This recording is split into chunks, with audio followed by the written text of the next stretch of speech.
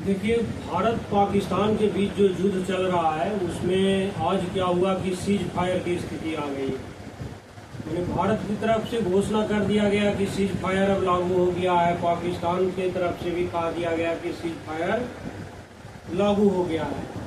अब देखिए, cease fire लागू करने वाला कौन है? तो अमेरिका के राष्ट्रपति डोनाल्ड ट्रंप। उन्होंने अपने ट्विटर हैंडल पर पोस्ट करके ये बात लिखी अपनी सोशल मीडिया पर कि मुझे ये बताते हुए खुशी हो रही है कि अमेरिका की तरफ से पूरी रात की बातचीत के बाद भारत और पाकिस्तान तत्काल पूरी तरह से सीज फायर के लिए तैयार हो गई है।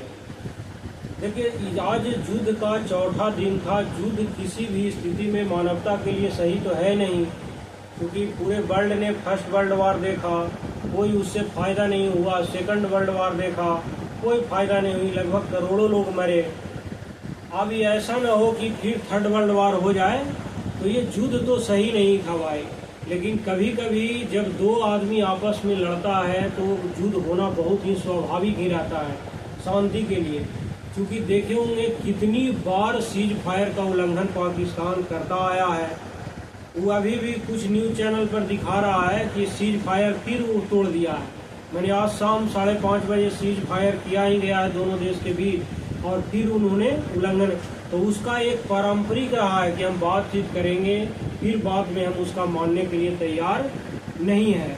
लेकिन भारत सरकार का विदेश मंत्रालय के द्वारा ये साफ कहा गया है, विदेश मंत्री के द्वारा, कि किसी भी तरह का आतंकी माने यहाँ पर हमला होता है किसी भी प्रकार से, तो हम फिर आपसे युद्ध करने के लिए तैयार हैं। इस तरह का अपना स्टैंड क्लियर करके भारत ने सीज फायर के लिए तैयार हुआ है। मेरा ये मैंने पता नहीं क्यों लगता है कि भारत मतलब 1970 वाला तो भारत है नहीं, कि जिस समय इंदिरा गांधी उस समय होते हुए भारत में भूखमरी गरीबी रहते हुए भी इंदिरा गांधी ने अमेरिका की बात नहीं मानी और उन्होंने युद्ध कर दी, अलग देश भी बना दिया। और आज क्यों इतनी मैंने तुरंत सीज फायर करने के लिए तैयार हो गई सरकार? उसमें भी सीज फायर करने वाला जो बीच में मीडिएटर कौन है? यहाँ से हजारों किलोमीटर 10-12 हज़ार किलोमीटर दूर बैठा अमेरिका है, वहाँ का डोनाल्ड ट्रंप जो प्रेसिडेंट है वो कर रहा है। सीधा भारत को स्टैंड ये क्लियर करना चाहिए कि हम सीज फायर अपने आपस में बैठ के काम करेंगे, तब ये होगा भाई। क्योंकि ये बार बार हम सीज फायर करने के चक्कर में नहीं रहेंगे, क्योंकि आपको देश को आगे भी तो बढ़ाना है। टेक्नोलॉजी में है, पढ़ाई लिखाई सब में आजकल इंडिया है जो चाइना से पिछड़ा हुआ है। तो उस लेवल तक आने के लिए ये झूठ मूठ बार बार आतंकवाद के चक्कर में कितना दिन लगा हुआ रहेगा वहाँ? तो इसको एक ही बार में जो जब युद्ध हो गया था ख़त्म ही कर देना चाहिए था। इस तरह से भारत को क्लियर एकदम स्टैंड ले लेना चाहिए था कि अब हम न सीज फायर करने के लिए तैयार हैं, न हम इस पर बात कर रहे, सीधा आतंकवाद ख़त्म तो ख़त्म। समझ गए ना? ये होनी चाहिए था क्लियर। बाकी भारत सरकार कुछ सोची समझ के ली होगी स्टैंड, हुआ क्या है वो आने वाला तो समय ही बताएगा। मेरे हिसाब से भारत और पाकिस्तान में सीज फायर होने की 5-6 वजह हैं, वो मैं आपको बताता हूँ कि क्या क्या सीज फायर होने की वजह होती है। सबसे पहले तो 10 मई यानी 5:30 बजे डोनाल्ड ट्रंप का जो बयान था वो मैं बता ही दिया। इसके बाद जब डोनाल्ड ट्रंप बयान आया, उसके बाद भारत का विदेश मंत्री और पाकिस्तान का विदेश मंत्री के द्वारा, दोनों के द्वारा इस सीज फायर का बारे में ट्विटर पर अपना बयानबाजी करके यानी जो भी है पोस्ट डाल दिए कि हो गया भाई सीज फायर। आपको याद होगा कि 7 मई को शुरुआत हो गया था, जिसमें भारत ने पाकिस्तान के 9 आतंकी संगठनों पर हमला कर लगभग 100 आतंकी लोगों को मार गिराया। समझ गए ना? ये था। उसके चौथे दिन आज सीज फायर हो गया। इसका एक सबसे बड़ा मेन कारण ये बताया जा रहा है, मैंने मेरे हिसाब से, कि भारत का मकसद पूरा कॉस्ट ऑफ टेररिज्म बढ़ाया है ना। भारत का ये मकसद नहीं था कि पाकिस्तान पर हमला करना, उसके सैन्य बेसिस को ख़त्म करना, डिफेंस सिस्टम को ख़त्म करना। ऐसे ख़त्म कर दिया भारत सरकार के द्वारा, यानी भारतीय सेना के द्वारा। लेकिन ये मकसद नहीं था, नहीं जंग लड़ना। भारत का ये मेन मकसद था कि हम टेररिज्म पर हमला करने, जो मेरे देश पर हमला किया है, निहत्थे लोगों पर गोलियां चलाया है। ऑपरेशन सिंदूर के तहत हम क्या करेंगे, जितने भी टेररिस्ट लोग हैं उस पर हम हमला करेंगे, और हमला किया भी शुरुआती दौर में। ये तो युद्ध आगे बढ़ता गया इसी कारण से कि पाकिस्तान से मैंने बेवजह उन्होंने ड्रोन हमला करना शुरू कर दिया और तरह के मैंने हमला करना शुरू कर दिया, तब भारतीय सेना ने इस पर कार्रवाई किया। उसके बाद मैंने विदेश मंत्री अपना सीज फायर करते हुए घोषणा ये कहे कि हमला हुआ तो वह आगे भी यही रुख अपनाएगा। यानी भारत का क्लियर स्टैंड है कि हम सीज फायर तो कर रहे हैं, लेकिन कोई भी घटना होगा बाद में या अभी तो हम फिर उसी तरह का रुख अपनाएंगे जो अभी अपना रहे हैं। दूसरा जो सीज फायर का सबसे बड़ा मैंने कारण ये लगता है कि जो एस्केलेशन लैंडर होता है, एस्केलेशन लैंडर का मतलब ये होता है कि तनाव की सीढ़ी 7 स्टेप में होते हैं। वो मैं बताता हूँ, यानी रैंप ऑफ या पूर्ण युद्ध भी कह सकते हैं। यानी सबसे देखिए 7 स्टेप का मतलब देखिए संघर्ष किसी भी दो व्यक्ति हो या किसी भी दो देश हो, उसका संघर्ष कब शुरू हो जाता है? पहले तो या बयानबाजी देता है, अनर्गल बयानबाजी शुरू हो जाए, इसी कारण तो होता है, या घटना हल मैंने हो जाता है, कोई ऐसा घटना जैसे देखे होंगे पहलगाम हलवा, तो उसके कारण संघर्ष बढ़ गया तेज में, या कोई वैसा बयानबाजी दे देता है तब ज़्यादा मैंने कि शुरू हो जाता है, और उसके बाद हल्के सैन्य कदम से लेकर सर्वनाश तक पहुंचता है। तो एस्केलेशन लैंडर यानी तनाव की श्रेणियाँ टोटल 7 स्टेप में होती है। पहला स्टेप ये होता है कूटनीतिक विरोध करना। कूटनीतिक विरोध का मतलब ये हुआ कि बातचीत हो गया या चेतावनी हो गया या विरोध दर्ज करना, ये होता है कूटनीतिक विरोध। दूसरा होता है आर्थिक प्रतिबंध, यानी कि लगा दिया व्यापार पर प्रतिबंध, आयात निर्यात पर प्रतिबंध, ये होता है। तीसरा होता है सैन्य तैयारी, अपना दोनों देश क्या हो रहा है, सैन्य तैयारी कर रहा है, यानी सैन्य बलों की तैनाती करना, युद्धाभ्यास करना। चौथा होता है सीमित झड़प हो गया, यानी सर्जिकल स्ट्राइक किया, एयर स्ट्राइक किया, सैन्य झड़प या गोलीबारी, ये सब होता है चौथा स्टेप। और जब 5वां स्टेप होता है पूर्ण युद्ध हो गया, मतलब कि खुले तौर पर कह दिया कि हम थल सेना है, वायुसेना या नौसेना के साथ जंग होना शुरू हो जाता है। उसके बाद छठा जो स्टेप होता है छोटे मोटे परमाणु हमले होना शुरू हो जाती है। और 7वां होता है पूर्ण युद्ध, यानी सर्वनाश हो गया, यानी बड़े पैमाने पर परमाणु हमला इस तरह से होता है, यानी कि जनसंहार हो गया, यानी नरसंहार हो गया। तो भारत लगभग 5वें स्टेप पर पहुंच ही वाला था, यानी चौथा तो पार कर गया था, 5वें स्टेप पर अपना शुरू कर दिया था। तो ये भी एक कारण होता है कि अब युद्ध चूंकि दोनों देश न्यूक्लियर पावर है, तो ऐसा ना हो कि बहुत बड़े लेवल पर विनाशकारी हो जाए, तो ये भी एक कारण हो सकता है जो मैंने कि सीज फायर करने का।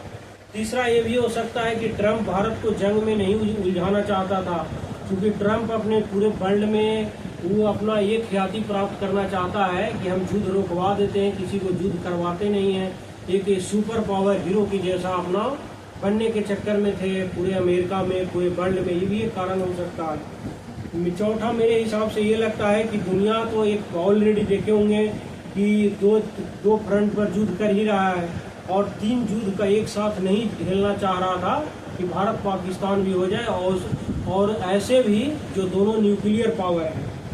देखिए वर्तमान में आप देखेंगे ना तो पूरे वर्ल्ड में 32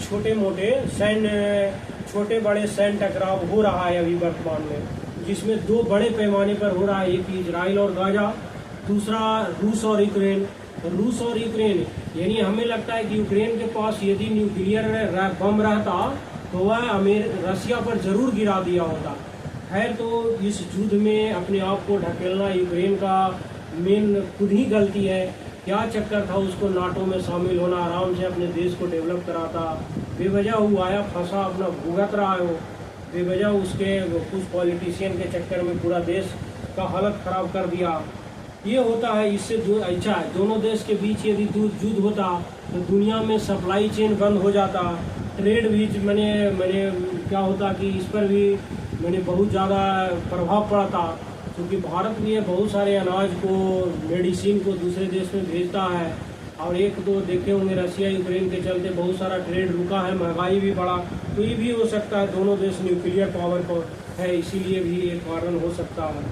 5वां ये भी मेरे हिसाब से लगता है कि पाकिस्तान की हालत अभी बहुत बेहद ख़राब है, मिलिट्री पावर भी पीछे है, खुद वह अमेरिका से पैसा लेकर मिलिट्री जो इंस्ट्रूमेंट है खरीद रहा है, 20,000 करोड़ रुपया का, फिर उसको IMF लोन दे दिया। और लोन तो ऐसे ही मिला ही नहीं होगा बिना अमेरिका के सहयोग से, और वो पैसा लेकर फिर मैंने डिफेंस सिस्टम का या डिफेंस जो भी हो सामान खरीदेगा और युद्ध करेगा, उसका तो ये मैंने नियम ही है। आपको मैं बताऊं कि पाकिस्तान पर ये मैं आंकड़ा बता रहा हूँ कि 21.6 लाख करोड़ रुपए की सार्वजनिक कर्ज है। किस पर? पाकिस्तान पर। मैंने 21.6 लाख करोड़ रुपया, उसको डॉलर में कन्वर्ट करके देखिएगा तो लगभग 256 बिलियन डॉलर रुपया उसके पास मैंने अभी कर्ज है सार्वजनिक, जिसमें से लगभग अच्छा पूरा जो जीडीपी है पाकिस्तान का उसका 67% है, मतलब उसको कर्ज ही है। मतलब 100 रुपया की बात करें तो 67 रुपया आपको देना पड़ेगा दूसरे लोगों को, जिसमें से जो विदेशी कर्ज है लगभग 7.3 लाख करोड़ रुपया है, यानी लगभग 34% के आसपास। उसके बाद घरेलू कर्ज की बात करें तो लगभग 14.3 लाख करोड़, लगभग 66% घरेलू कर्ज है, और दोनों को मिलाकर देखिएगा तो 21.6 लाख करोड़ रुपए का सार्वजनिक कर्ज है उस पर। किस पर? पाकिस्तान पर। और साथ में पूरा देश अभी इधर से उधर उथल पुथल है, तो अमेरिका का दबाव होगा कि नहीं तुम युद्ध करो, सऊदी अरब का भी होगा, चूँकि पाकिस्तान ये रूस का भी होगा, चाइना का भी होगा, अमेरिका, सऊदी अरब सब देश का दबाव होगा कि भाई युद्ध मत करो, तुमको बस की बात नहीं है, बेवजह तुम इस चक्कर में फंस रहे हो। और सब देश लगभग मैंने भारत के पक्ष में ही बयान दे रहा है कि टिक नहीं पाओगे भारत से लड़ने के बाद। तो ये सब दबाव भी होगा, इंटरनेशनल दबाव, जिसके कारण ये क्या हुआ कि सीज फायर की स्थिति हो गई है। और ये तो देखिए क्या होता है, फिर आंकड़ा आएगा कि कितने भारत को नुकसान हुआ है, कितना पाकिस्तान का नुकसान हुआ है।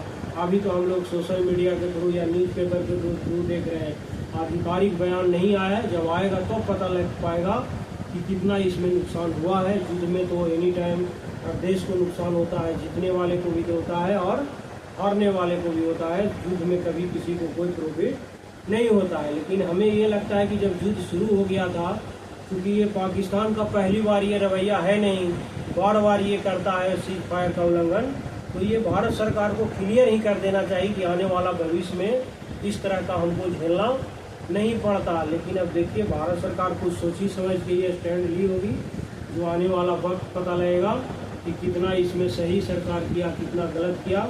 आने वाला समय 2-4-10 दिन में हम लोग को पता ही लगेगा। देखिए क्या होता है कल।